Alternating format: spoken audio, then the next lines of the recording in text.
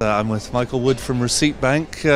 Michael, our research and all the accountants we talk to at XeroCon are when it comes to add-ons, seem to be picking you out as the one that's setting the pace and connecting to AccountingWEB members.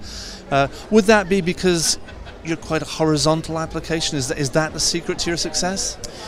Well, firstly, it's lovely to hear that. We have grown incredibly quickly and are working with more than 2,000 accounting partners around the world now. So it is lovely to hear and see that traction.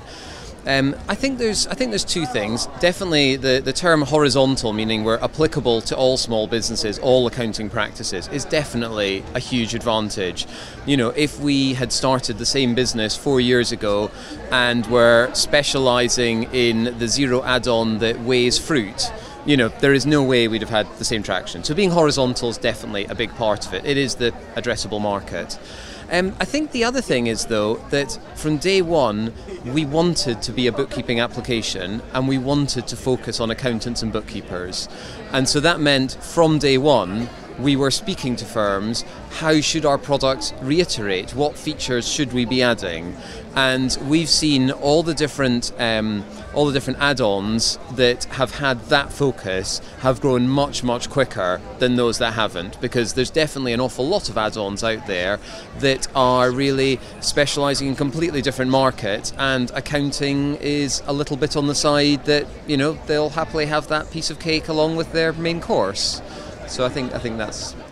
And this is, we're trying to put together a bit of a guide to our members about how they can find their way around the sector. What advice would you give to an accountant who wants to find out, you know, and assess what the add-ons can do for them? So I would say two things. I would say there is an awful lot of things like reviews and content out there. So here we are at XeroCon. There is a Xero community. The Xero community website allows accountants and small businesses to review the different applications. It is very effective. It is a very effective way at seeing which applications are being used and which applications are being liked. Equally, I know on the AccountingWEB forums, I know in some LinkedIn conversations, it really is about ignore the flashy websites, speak to other people, find out what people are using, because there's a few decisions you've got to make. You've got to look for, does the application do what you want to do? That's obvious. But also, is this provider going to be around for a long time? Is this provider actually good at working with partners in your country, or is there customer support somewhere else? So there's quite a few factors, and I use these rules when I look for new software for Receipt Bank. As a software company, we are still big buyers of software, and I'm always just looking at, well, actually, what is the crowd, what is the market telling me? And that life expectancy issue is going to be important to practitioners. You know, how do you make sure you choose the right one? And it's a fairly delicate ecosystem. I mean, I don't think all the people here, you know, not everyone can emulate Receipt Bank success. You know, what will determine the survival of the apps?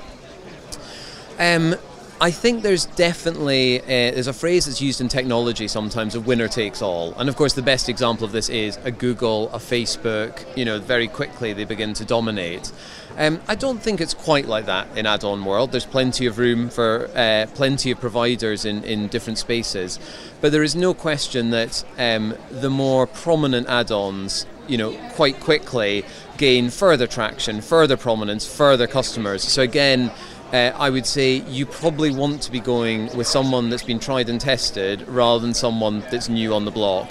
If you're going with a brand new company, you need to know you're taking a bit of a risk. And that's not to say there aren't some fantastic new solutions out there, but you just need to be aware that there is going to be a bit more of an element of risk. And I mean, not that my job is to put the case for the cloud, but at least if you're taking a risk, it's, you know, so many pounds a month rather than the £150,000 you may have paid for some of those systems in the old days. I would say absolutely. You've got the benefit of your outlay is much, much lower, and you've also got the benefit that pretty much without exception, cloud providers have provisions in their terms and conditions to give your data back to you if and when, sorry, if definitely not when, if something were to go wrong with them as a provider. So there's quite a lot of protection there. People should not be nervous.